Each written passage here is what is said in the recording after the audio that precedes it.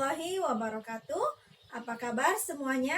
Semoga selalu dalam keadaan sehat walafiat. Bertemu lagi dengan saya, Usnawijih Rahayu SPD, dalam mata pelajaran Bahasa Indonesia. Aku cinta bahasa Indonesia. Aku bangga berbahasa Indonesia. Bahasa Indonesia luar biasa. Materi kali ini kita membahas mengenai teks ceramah. Seringkali kita dihadapkan pada istilah pidato, ceramah, khutbah, dan orasi. Sekilas mendengarnya memang tampaklah sama. Namun, tahukah kalian kalau sebenarnya istilah-istilah itu berbeda? Apa saja perbedaannya? Mari kita bahas. Pidato adalah pengungkapan pikiran dalam bentuk kata-kata yang ditujukan kepada orang banyak. Ceramah adalah jenis pidato di hadapan orang banyak untuk mengulas suatu pengetahuan, nasihat, dan petunjuk tertentu.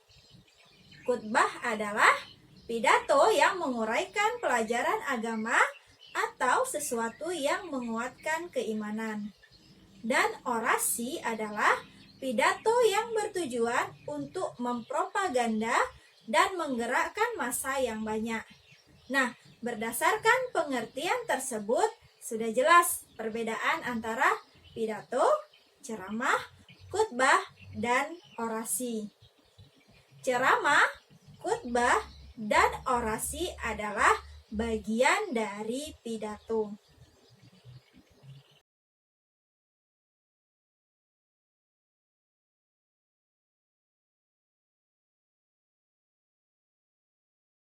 Ceramah adalah jenis pidato di hadapan orang banyak untuk mengulas suatu pengetahuan, nasihat, dan petunjuk tertentu.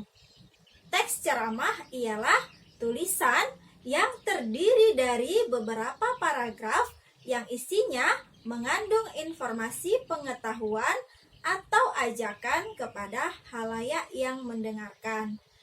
Teks ceramah biasanya memiliki pesan yang bertujuan untuk memberikan nasihat, petunjuk, atau petuah secara lisan. Tujuan ceramah. Tujuan ceramah yang pertama yaitu informatif. Informatif artinya memberikan informasi pada pendengar tentang sebuah hal, sehingga pendengar bisa memahami atau mengerti isi informasi tersebut, apakah sudah jelas, apakah sudah benar. Tujuan yang kedua yaitu persuasif. Persuasif mengajak pendengar agar mengikuti apa yang sudah pembicara sampaikan supaya keyakinan pendengar semakin bertambah untuk melakukan sesuatu ke arah yang lebih baik lagi. Tujuan yang ketiga yaitu argumentatif. Argumentatif bertujuan untuk meyakinkan pendengar tentang sebuah hal. Tujuan yang keempat yaitu deskriptif. Deskriptif bertujuan untuk menggambarkan atau melukiskan mengenai sebuah keadaan. Tujuan yang kelima yaitu rekreatif. Rekreatif bertujuan untuk menghibur atau menggembirakan pendengar supaya merasa senang. Dan yang keenam yaitu naratif. Naratif bertujuan untuk menceritakan sesuatu hal kepada para pendengar dari urutan awal hingga akhir. Ciri-ciri ceramah. Ceramah memiliki 6 ciri-ciri. Yang pertama yaitu ceramah disampaikan oleh orang yang mempunyai keahlian dalam bidang maupun ilmu tertentu. Yang kedua, mempunyai struktur, yaitu pendahuluan, isi, dan penutup. Yang ketiga, isi ceramah harus sesuai dengan kegiatan yang ada. Yang keempat, isi ceramah wajib objektif, jelas, dan benar.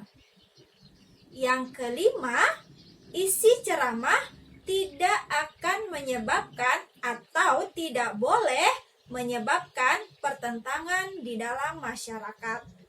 Dan yang keenam, bahasa yang dipakai penceramah harus benar-benar mudah dipahami oleh para pendengar.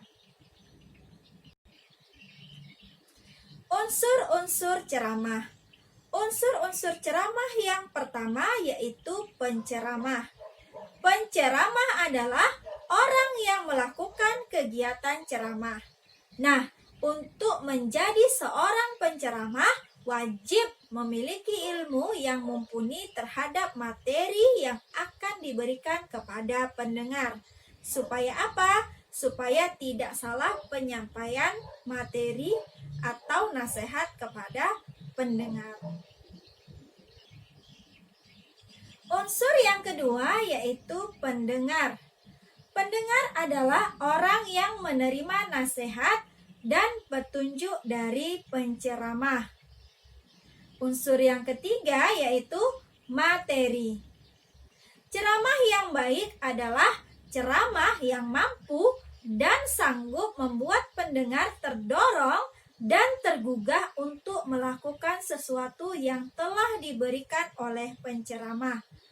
Selain itu, materi ceramah harus disusun secara sistematis agar materi disampaikan dapat diterima dengan baik oleh pendengar.